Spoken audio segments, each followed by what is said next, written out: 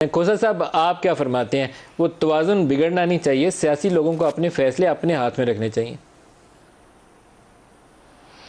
دیکھیں ملک صاحب، بالکل آپ ٹھیک کہہ رہے ہیں، اور میں سمجھتا ہوں کہ عدلیہ بھی بار بار کہتی ہے کہ یہ سیاسی معاملات جو ہیں یہ پارلیمان میں ہی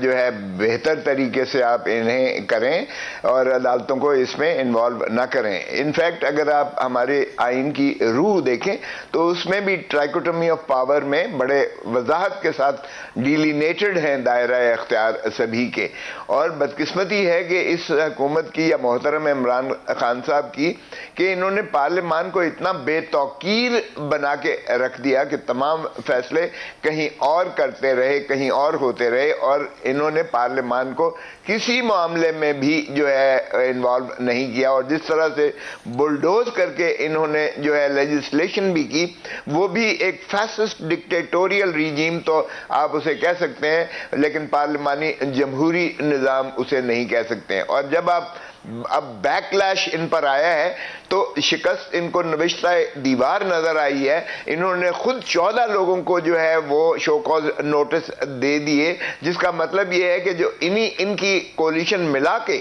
عددی برتری جو تھی وہ 8 کی تھی، 14 کو جب یہ نوٹس دیتے ہیں تو انہوں نے تسلیم کر لیا کہ میری اب جو ہے اس میں میجورٹی ہاؤس میں نہیں رہی، قومی اسمبلی میں نہیں رہی۔ جس طرح ابھی آپ نے گن کے سنوایا، یہ ساری مانگے تانگے کی حکومت تھی۔ یہ کس طرح اکٹھے ہوئے میں اس میں بھی نہیں جاتا ہوں، ترین صاحب نے وضاحت کر دی ہے۔ ہماری بدقسمتی ہے کہ ہم الیکٹیبلز کی سیاست میں جو ہے یہ ملک الجھا ہوا ہے۔ یا تو پروپورشنل ریپرزنٹیشن میں اس کو لے کر آئیں، پھر تو آپ کہیے گا کہ جی یہ تو الیکٹوریٹ نے